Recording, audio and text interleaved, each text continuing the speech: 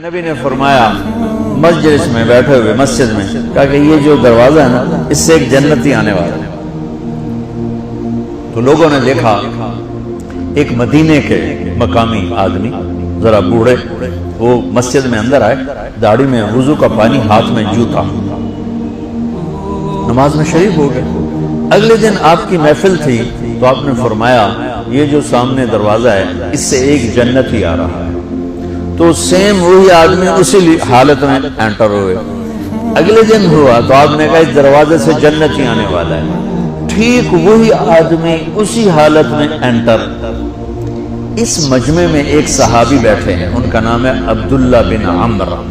یہ 1,24,000 صحابہ میں ان کی ایک اسپیشلٹی ہے کہ یہ سب سے زیادہ عبادت کرتے ہیں، سب سے اتنی عبادت کسی نے نہیں کی۔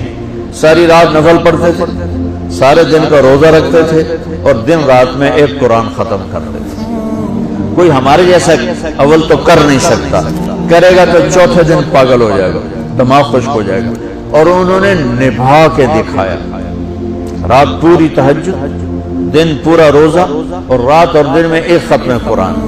اب ان کو خیال آیا کہ یہ بابا جی مجھ سے بھی زیادہ عبادت کرتے ہیں، جو ان کو یوں ڈائریکٹ جنت کی بشارت ملی اور مجھے نہیں ملی، تو میں دیکھتا ہوں یہ کون سی عبادت کرتے ہیں۔ کیا یہ ساری رات سجدے میں پڑے رہتے ہیں، رکوع میں کھڑے رہتے ہیں، قیام میں کھڑے رہتے ہیں، کیا کرتے ہیں؟ تو ان کے پاس پہنچ گئے، چاچا تو تھوڑا والد صاحب کی ناراضگی ہے، دور رہنا چاہتا ہوں، 2-3 دن ٹھہر جاؤں آپ کے پاس؟ ہاں ہاں ہاں بیٹا آ جاؤ آ جاؤ آ جاؤ۔ اب عشاء کی نماز کے فوراً بعد انہوں نے چادر اوپر لی اور چادر میں یوں سوراخ کیا اور یوں لیٹ کے دیکھنے لگے کہ اب یہ بزرگ کیا کرتے ہیں۔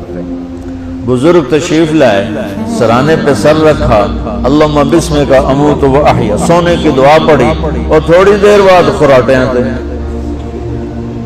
بڑے حیران ہوئے، بھئی میرا تو خیال ہے یہ ساری رات سجدہ کرے گا تو رو رو مسلح تر کر دے گا، یہ تو خراٹے چون جانے نہ ہو جا رہے ہیں۔ اب وہ دیکھ رہے ہیں ابھی اٹھے گا ابھی اٹھے گا ابھی اٹھے گا، پھر انہوں نے کپڑا اتار دیا، ابھی سویا ہوا ہے۔ وہ فجر کی اذان پہ اٹھے اور ان کا دماغ چکر کھا گیا، بھئی اے کی بڑی تہجد دے 2 نفل بھی نہیں تو جنت دی بشارت 3 دن کٹھی۔ انہوں نے کہا کل دیکھوں گا، کل شاید کچھ اور کریں۔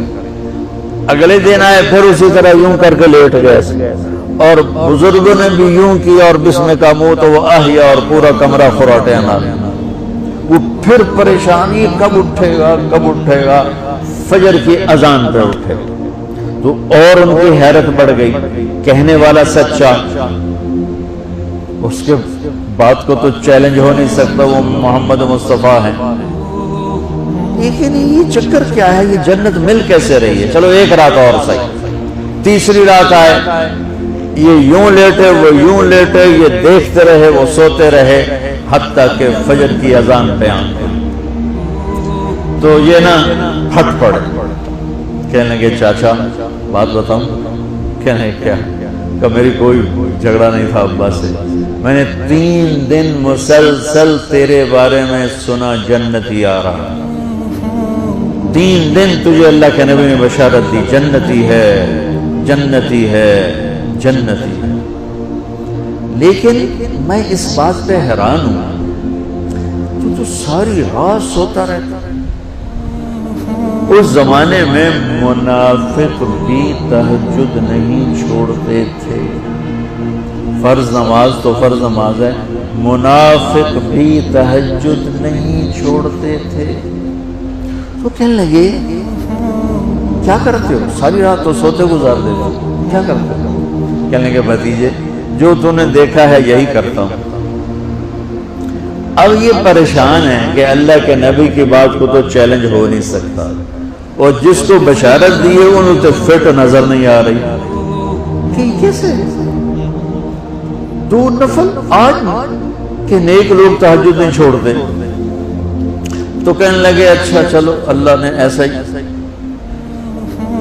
اللہ کی مرضی، اللہ کے نبی کی مرضی۔ یہ 4 قدم چلے تو آپ سننا، کہا بھتیجے ادھر آؤ، کہ بیٹا ادھر آؤ، آ گئے، کہنے لگے اب تمہیں اصلی بات بتاؤ، اب تمہیں اندر کی بات بتاؤ۔ میں کہا کیا ہے کیا ہے؟ اب وہ تیار ہو گئے کہ یہ کہیں گے میں 3 دن بیمار تھا اس لیے میں اٹھ نہیں سکا، ورنہ میں تو ساری رات سجدے میں گزارتا ہوں، میں تو ساری رات روتے روتے گزارتا ہوں، تو 3 دن میں بیمار تھا، میرے پیٹ میں درد تھا، میرے سر میں درد تھا، تو میں اٹھ نہیں سکا، ورنہ تو دیکھتا تو حیران ہو جاتا میری رات کیسے ہوتی۔ کہتا ہاں جی جی جی۔ تو کہنے لگے مجھے دیکھو یہاں ہاتھ رکھا، کہ یہ جو دل ہے نا، دل اس میں دنیا کی کسی انسان کی نفرت نہیں ہے، اور جب اللہ کسی کو کوئی رزق دیتا ہے تو مجھے کبھی حسد نہیں ہوا، مجھے خوشی ہوتی ہے۔ تو ان کی جو باڈی لینگویج تھی نا، حیرت میں ڈوب کے وہ کہتے ہیں ہاں بات ہے سمجھ آ گئی ہے اسے، انہوں نے ایسا نہیں کیا، وہ کہنے لگے ہاذا ہوا، اچھلے اپنی جگہ سے، ہاذا ہوا، یہ چاچا اب سمجھ میں آ گیا، سمجھ میں آ گیا، یہی ہے جو آپ کا سینہ اللہ نے پاک کر دیا ہے، اس پر آپ کو جنت ملی ہے۔ یہ صرف تہجد نفلاں 300 کی نہیں لبدی، یہ جو آپ کا سینہ پاک ہے۔ اب پہلی حدیث کے ساتھ جوڑو، میرے نبی نے فرمایا میرے بیٹے انس، میری ایک عظیم الشان سنت ہے کہ اپنے دل کو دنیا کے انسانوں سے، میرے بچوں سنو، یہ نہیں فرمایا مسلمانوں سے دل صاف رکھ، فرمایا پوری دنیا کے انسانوں سے دل صاف رکھو۔ یہ بچیاں کر لیں، آپ کر لو، میں کر لوں، یہ تمہارے استاد کر لیں، کوئی کر لے، میرے رب کی قسم بڑے بڑے عبادت گزار ان کی پرواز کو نہیں پکڑ سکتے، بڑے بڑے سجدہ کرنے والے اور رکوع کرنے والے نفلی ان کی پرواز تک نہیں پہنچ سکتے۔ ایک اس وجہ سے کہ یہ عظیم الشان سنت ہے، ایک اس وجہ سے کہ اس کے کرنے والے بڑے تھوڑے ہیں، ایک اس وجہ سے کہ یہ مشکل بہت ہے کہ آدمی کو خود ذبح ہونا پڑتا ہے تب جا کر یہ چیز ہاتھ میں آتی ہے۔ ایسے نہیں ہے کہ تہجد کے لیے نیند قربان کر دی، ہم جماعت میں گئے 40 دن کے لیے تھوڑا روکھا سوکھا کھا لیا اور گھر کی جدائی برداشت کر لی، یہ پل پل کی موت ہے، پل پل کی عزت نفس پہ چھریاں ہیں، اور پھر یہ مسکرا کے چلتا ہے، یہ مقام اسے جبریل سے بھی اوپر لے جاتی ہے۔